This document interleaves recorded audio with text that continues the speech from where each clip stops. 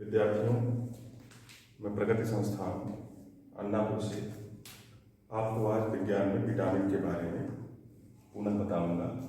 इसके पहले वाली क्लास में आप लोगों ने वसा में घुलनशील विटामिन पढ़ लिया है। आज जल में घुलनशील विटामिन का इसके पहले वाली क्लास में विटामिन सी का अध्ययन हो गया था। आज हम जल में घुलनशील जो विटामिन है उसमें विटामिन बी कॉम्प्लेक्स का अध्ययन करेंगे। विटामिन बी में देखिए कई विटामिन आते हैं, इसलिए इसका नाम जो है विटामिन बी कॉम्प्लेक्स कहना ज़्यादा उचित होगा, क्योंकि विटामिन बी में एक बार बता देते हैं कौन कौन सी विटामिन आती हैं। Vitamin B1,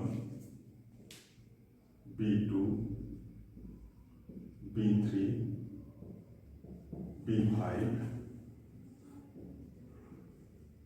B6, B7, B9, B12 को नीचे लिख देते हैं, हो सकता है ऊपर न लिखे, B12। इसीलिए इसका नाम विटामिन बी कॉम्प्लेक्स रखा गया। B17 भी आती है, B1, B2, B3, B5, B6, B7, B9, B12 और B17, ये सभी विटामिन बी हैं। इसीलिए इसका जो संपूर्ण नाम रखा गया है विटामिन बी कॉम्प्लेक्स। अगली चीज जानिए, नाइट्रोजनी युक्त विटामिनों में सबसे पहले विटामिन बी की ही खोज की गई थी। नाइट्रोजन, इसमें नाइट्रोजन की मात्रा होती है ज्यादा, तो नाइट्रोजनी युक्त विटामिन माना जाता है विटामिन बी को। जितने भी विटामिन बी कॉम्प्लेक्स है सभी नाइट्रोजन युक्त हैं। सबसे पहले नाइट्रोजन युक्त विटामिनों में इसी की खोज हुई थी। तो आज हम सबसे पहले एक विटामिन को लेते हैं। सबसे पहले जो है लिया जाए विटामिन B1, जिसका रासायनिक नाम है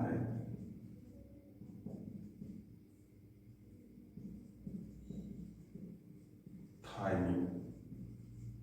विटामिन B1 रासायनिक नाम है थायमीन।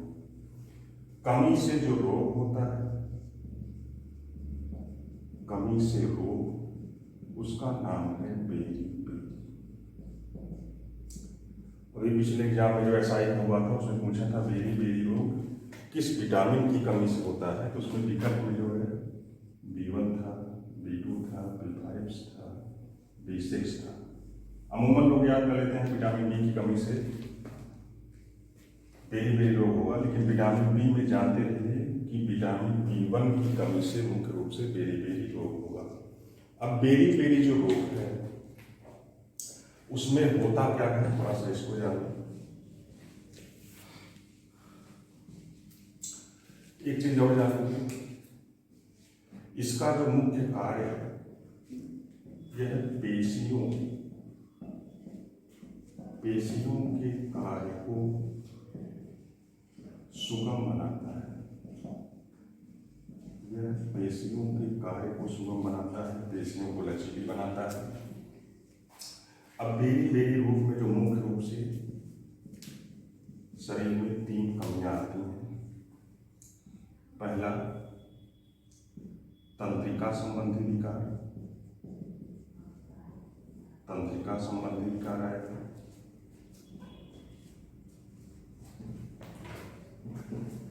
दूसरा जो विकार है वो है कब्ज तथा अपच की समस्या, और तीसरा जो है हृदय की मांसपेशियां, हृदय की पेशियां कमजोर या शिथिल हो जाएंगी। इन मुख्य रूप से जो 3 विकार हैं इसको कहते हैं बेरी। पहला चीज तंत्रिका संबंधी विकार होगा, दूसरा जो विकार होगा कब्ज या अपच की समस्या होगी, तीसरा जो होगा हृदय की पेशियां कमजोर या शिथिल हो जाती हैं, जिसकी अत्यधिक कमी से हृदयाघात होने का भी डर रहता है। तो विटामिन B1 में केवल इतना याद रखना है कि कमी से बेरी रोग, इसका जो रासायनिक नाम है वो थायमीन है। बेरी में 3 चीजें आती हैं, और जो इसका कार्य है पेशियों के कार्य को सुगम या सरल बनाना। ये तो हो गए विटामिन B1। अब दूसरी विटामिन शुरू करते हैं, विटामिन B2।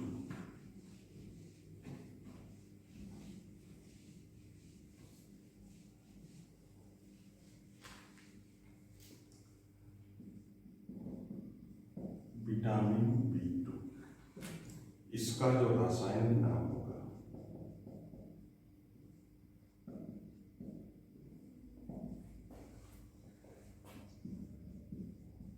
राइबोफ्लेविन।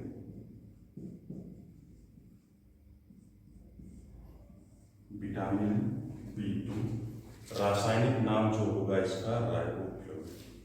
इसकी कमी से जो रोग होगा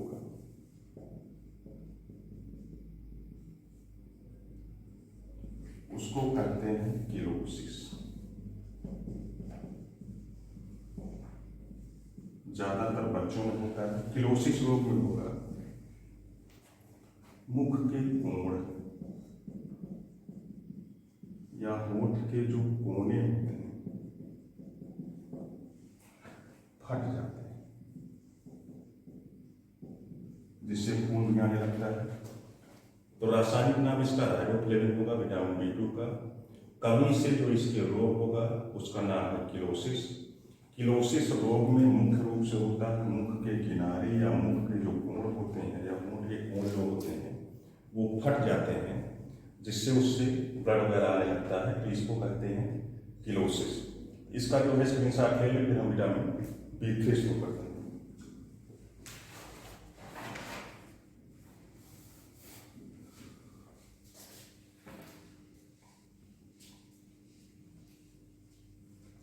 अगली जो विटामिन है उसका नाम है विटामिन B3। रासायनिक नाम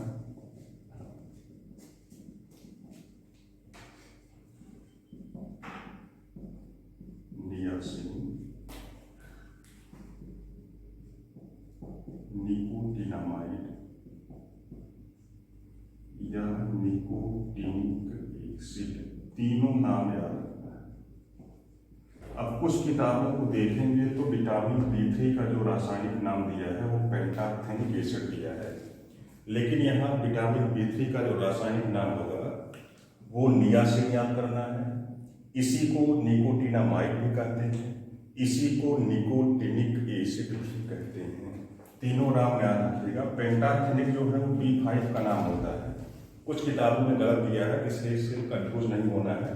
इसका जो रासायनिक नाम होगा नियासिन होगा, निकोटिनामाइड होगा या निकोटिनिक एसिड होगा। अब इसकी कमी से जो रोग है, कमी से रोग होता है पेलाग्रा। इसी का एक नाम है चर्मदा। पेलाग्रा या चर्मदा, इसकी कमी से जो रोग होगा पेलाग्रा या चर्मदा। अब इसमें क्या होता है, इसको आप याद कर सकते हैं 3D। इस रोग को कहा जा सकता है पेलाग्रा या चर्मदा को 3D रोग, जिसमें डायरिया,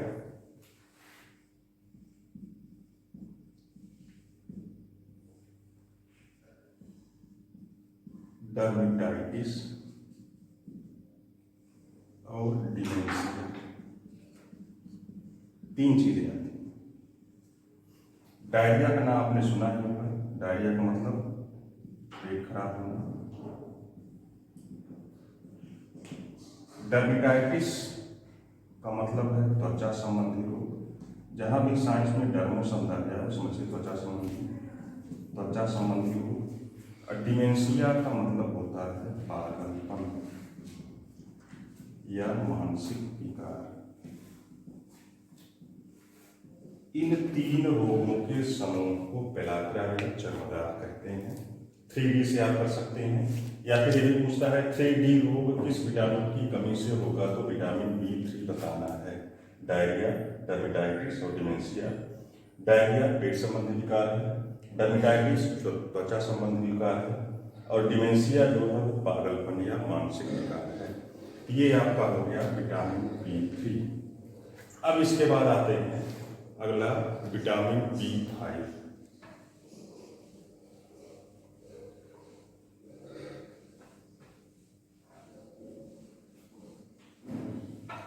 अब अगली हेडिंग डाल लेते हैं विटामिन B5। इसका जो रासायनिक नाम होगा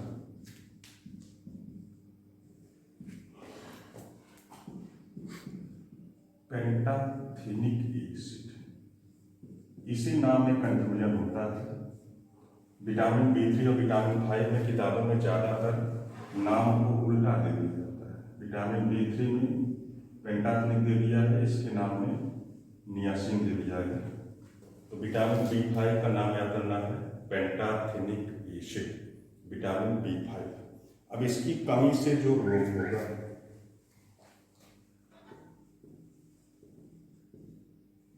कमी से रोग, पहला तो होगा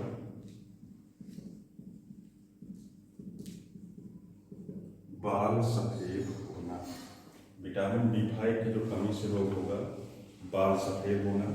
दूसरा जो रोग होगा जिसको कहते हैं पैरालिसिस।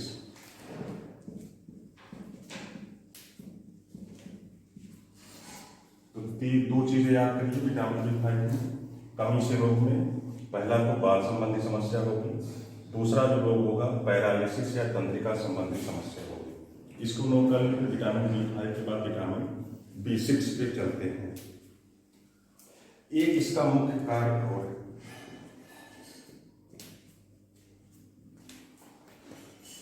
रक्त में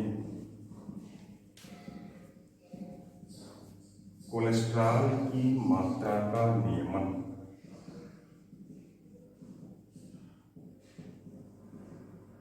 एक इसका मुख्य कार्य होता है विटामिन B5 का कि रक्त में कोलेस्ट्रॉल की मात्रा का नियमन या नियंत्रण करती है। ये हो गया विटामिन B5, बाल सफेद होना और पैरालिसिस। एक क्वेश्चन इससे और जान लीजिए, बाल का जब नाम आ गया तो विज्ञान की ऐसी शाखा जिसमें बालों का अध्ययन किया जाता है उस शाखा को कहते हैं ट्रैकियोलॉजी। विज्ञान की ऐसी शाखा जिसमें बालों संबंधी अध्ययन हो उसको कहते हैं ट्रैकियोलॉजी। ये हो गया विटामिन B5। अब जो है अगला जो किया जाए vitamin B6।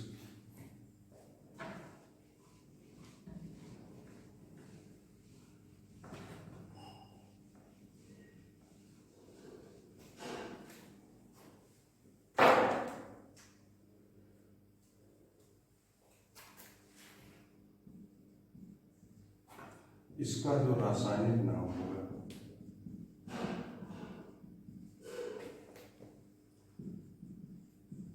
Pyridoxine. Vitamin B6 रासायनिक नाम पायरिडॉक्सिन। इसका एक मुख्य नाम भी है, इसे स्वप्न याद करने वाला विटामिन भी कहते हैं। इसे स्वप्न याद करने वाला विटामिन भी कहते हैं, क्योंकि यदि इसकी कमी हो जाती है तो रात में जो आप सपना देखते हैं सुबह भूल जाता है। कुछ लोग कहते हैं कि रात में हमने सपना देखा, बहुत बढ़िया देखा था, लेकिन सुबह जो है वो याद नहीं रहता। ये विटामिन B6 की कमी से होता है, इसीलिए इसका माना जाता है कि इसे स्वप्न याद करने वाला विटामिन भी कहते हैं, विटामिन B6। और इसकी कमी से कौन कौन सा रोग होता है? और इसकी कमी से जो रोग होता है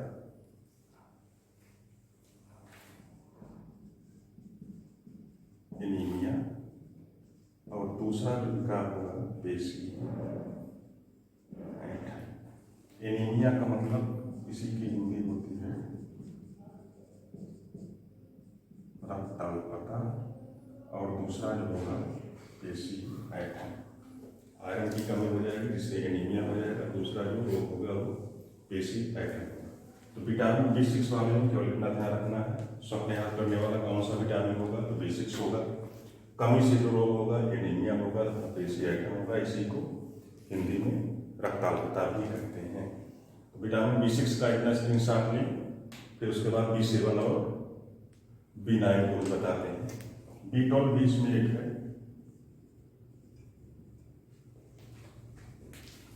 B6 को नोट करें, फिर B7 बताते हैं।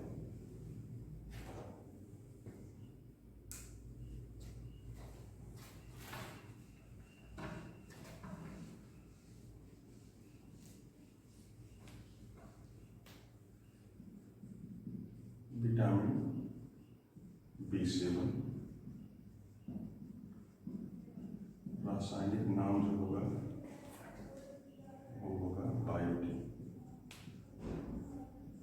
विटामिन B7 रासायनिक नाम बायोटिन, इसी को विटामिन H भी कहते हैं। इसकी कमी से जो रोग होगा, इसमें मुख्य रूप से अवदास्त की कमी भी होती है, कमजोरी भी होती है, लेकिन एक ध्यान रखना है, बालों का झड़ना। बालों का झड़ना सबसे मुख्य समस्या है विटामिन B7 की कमी से। एक चीज और ध्यान देना है, बालों का झड़ना विटामिन B7 ये पूछता है गंजापन किसकी कमी से होता है, तो गंजापन जो होता है वो फंगल इन्फेक्शन या कवक रोग है। कवक रोग या इसी को फंगल इन्फेक्शन कहते हैं। और बालों का झड़ना जो है वो विटामिन B7 की कमी से होगा। ये हो गया विटामिन B7। अब इसमें आगे विटामिन B9 को बता देते हैं। देखिए एक चीज ध्यान दीजिए, विटामिन B6, विटामिन B9 और विटामिन B12, तीनों विटामिन की कमी से एनीमिया रोग होता है। तीनों की कमी से एनीमिया रोग। ये जो विटामिन B6 है, विटामिन B9 को फोलिक एसिड ग्रुप कहते हैं। जो अधिकतर विटामिन B9 की कमी गर्भवती महिलाओं में होती है। और विटामिन B12 जो है, इसका जो रासायनिक नाम है वो साइनोकोबालामिन है, जिसमें मुख्य रूप से कोबाल्ट तत्व होता है। और इसकी कमी से प्राणघातक एनीमिया रोग हो जाता है, जिसको परनीशियस एनीमिया कहते हैं। प्राणघातक एनीमिया या परनीशियस एनीमिया विटामिन B12 की कमी से होता है। और B6 और B9 और B12 तीनों जो है वो एनीमिया रोग के कारक हैं। अब सबका हम अलग अलग डिटेल बताते हैं। पहले इतना नोट कर लें, B6 हो गया, B7 हो गया। अब अगली हेडिंग डाल लेते हैं B9।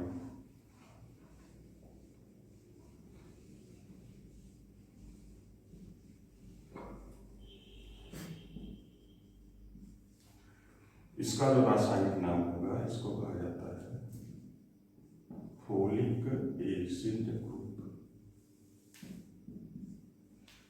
और कमी से जो रोग होगा वो एनीमिया होता है। और इसका एक मेडिकल में नाम भी रखा गया है, जिसको कहते हैं मेगैलोब्लास्टिक एनीमिया।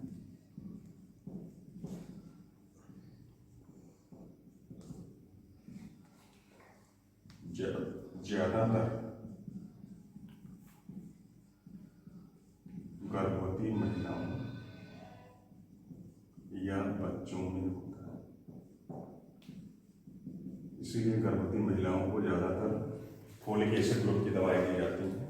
तो B9 रासायनिक नाम होगा फोलिक एसिड ग्रुप। कमी से जो रोग होगा वो एनीमिया या रक्ताल्पता होगा। और इसी एनीमिया का जो नाम है मेगैलोब्लास्टिक एनीमिया, ज्यादातर गर्भवती महिलाओं या बच्चों में होता है। ये हो गया विटामिन B9।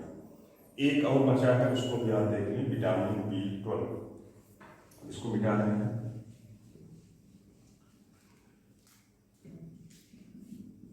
विटामिन B12, इसका जो रासायनिक नाम होगा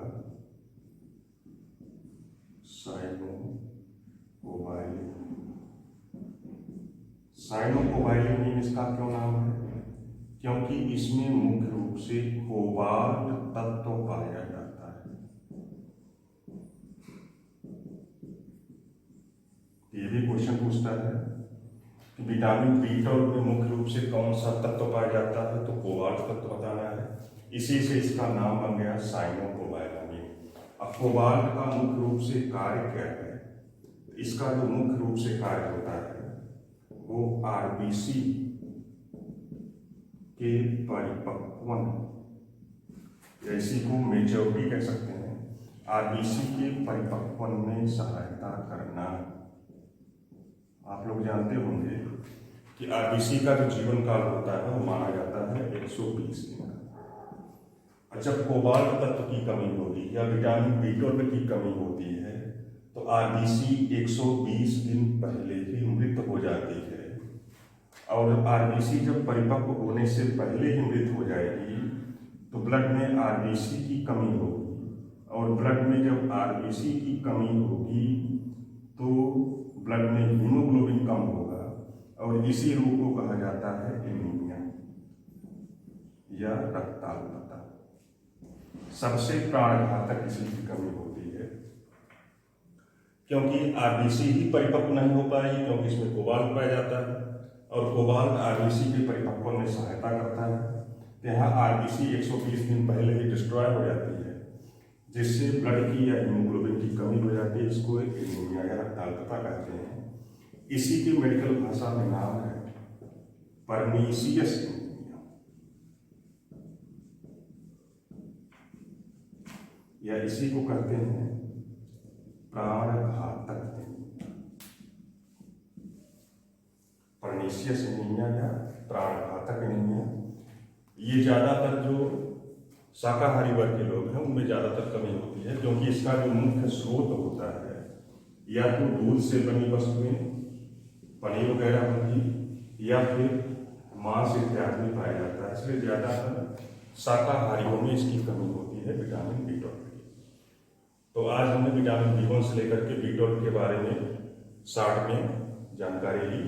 3 को केवल याद रखना है, ये जो 6 है, 9 है, 12 है, तीनों एनीमिया के कारक हैं। लेकिन B6 जो है उससे एनीमिया की कम कमी होती है। B9 ज़्यादातर गर्भवती महिलाओं में कमी होती है। B12 सबसे घातक माना जाता है एनीमिया में, जिसको कि प्राणघातक या परनीसियस एनीमिया भी कहते हैं। शेष जो है आगे मिनरल्स वाली क्लास फिर अगले क्लास में होगी।